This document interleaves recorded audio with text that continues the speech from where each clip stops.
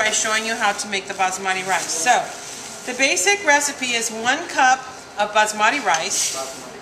You wash it, and then you cook it with 1.5 cups of water. Very different from Uncle Ben's, it's very different from Cal Rose. For the class, in order to make sure that we have enough rice for everybody to eat, I'm just going to cook up 2 cups of rice. So if I have 2 cups of rice, how much water do I need to put in here? 3. Very good, 3 cups. Okay, but first of all, I want to rinse it really quick because it does have some rice polishings on it, and I want to make sure that I get the rice polishings off.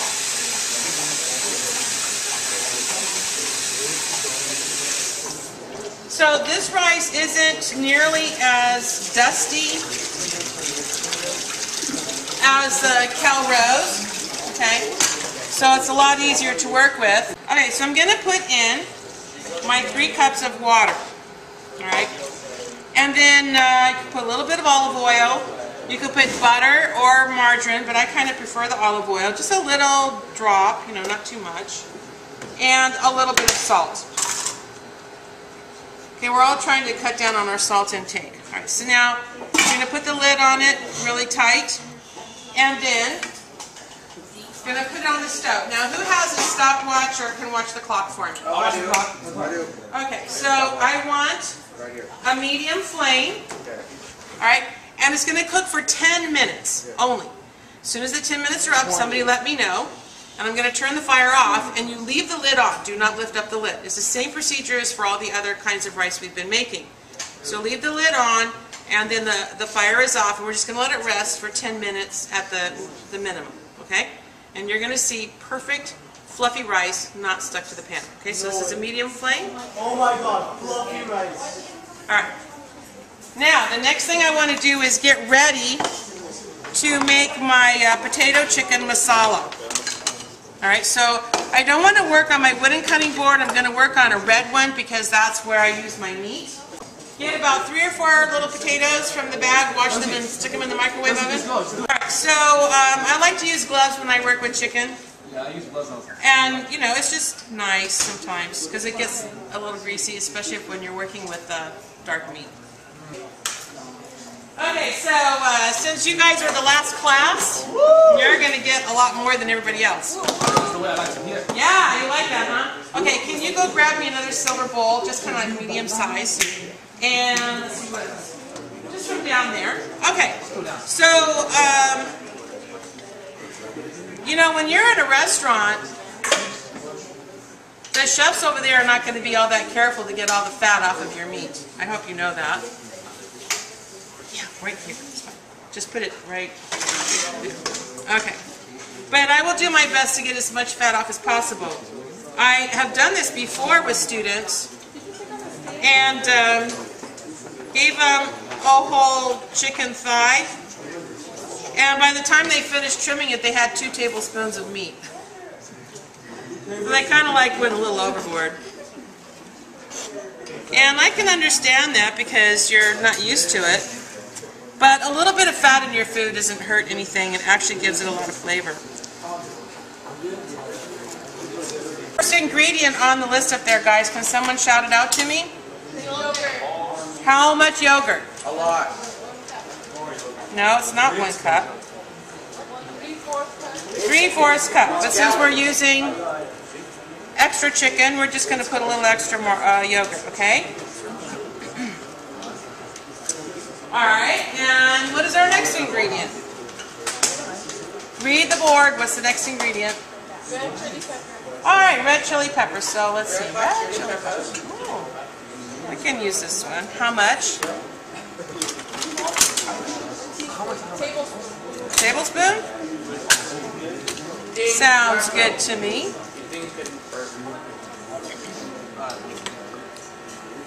If I can get it out. Just put it all the way in there? I know. Oh my God.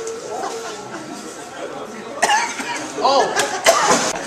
I couldn't hold it back. Okay, next ingredient. Guys over there, what's the next ingredient, please? What is it? Is it What kind? Turmeric. And And why do we put turmeric? It's for the color. Alright, so turmeric for the color. Is there any flavor? Very, very little. Tad bit? Yeah, and then we're going to put in some curry powder, some cumin, and the cumin is about 2 teaspoons. Alright, this gives it a nice savory flavor. A lot of times we'll use cumin in vegetarian food because it kind of gives it a meat-like flavor. Okay, so we need some salt. It's about a teaspoon, but you know, you can add a little more salt if we're doing more chicken. So I want to get this all blended together because what I want to do is I want to marinate my chicken. That's the whole point. Get this ready for marinating. And I want to put a little garlic. Let's see, I do have garlic. And the ginger, if we had it, we would put ginger. I don't see any ginger at the moment, but that's okay. Okay, so we just open this packet up really quick. Alright, and I have the rest of my chicken. And I'm going to put it all in and let it marinate for at least a few minutes. Okay, so you mix it all together. And if you have time, at least letting it marinate for half an hour would be great. So get it all blended, get all the chicken covered. Looks yummy. Well, it gets better. Okay, in the meantime, I'm just going to give this a quick wash. Now I want to get our potatoes ready because once I toast my spices, I'm ready to go. Alright? So why is it, do you think, that I'm using the potato with the peelings on it? Oh, closet It's good for you. It's good for you, nutrients. So what kind of nutrients are we talking about? carbohydrates. Iron. The fiber, the skin, vitamins, right? Okay, so my potatoes are ready to go. All right, now, over here is my wok. Okay, and I want to put in a little pool of oil in the bottom of the wok. About 3 inches in diameter. Okay, so now, I'm going to toast the spices, whole spices. So my first one will be a bay leaf, and I'm going to wait until I have everything ready before I turn the fire on. That way I don't run the risk of burning everything.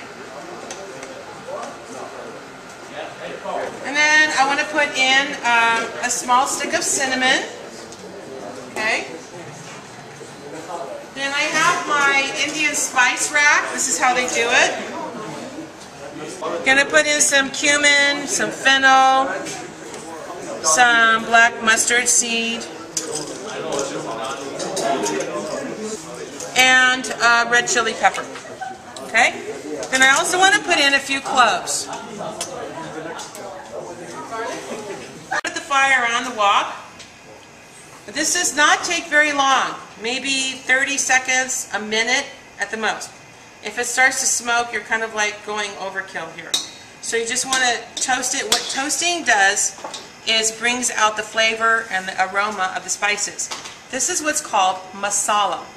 When you had it in your vocabulary words, masala was a combination of spices that are toasted. This is what makes curry. This is real curry, not the one in the can. Alright? So this is going to have exactly the same aroma as the curry that you know, you're used to getting. Alright, now there's one more item that I wanted to get, and I thought I had grabbed it, but I guess I didn't. And that was a star anise. Okay, now at the beginning of the semester, last semester, you saw the star anise. So I want to put that in there. How many pieces? Well, it wasn't a whole one, so I put 2. Okay, so now, you see how it's starting to smoke? Okay, I turned the fire off because I don't want to overkill. Alright, then I'm getting my potatoes.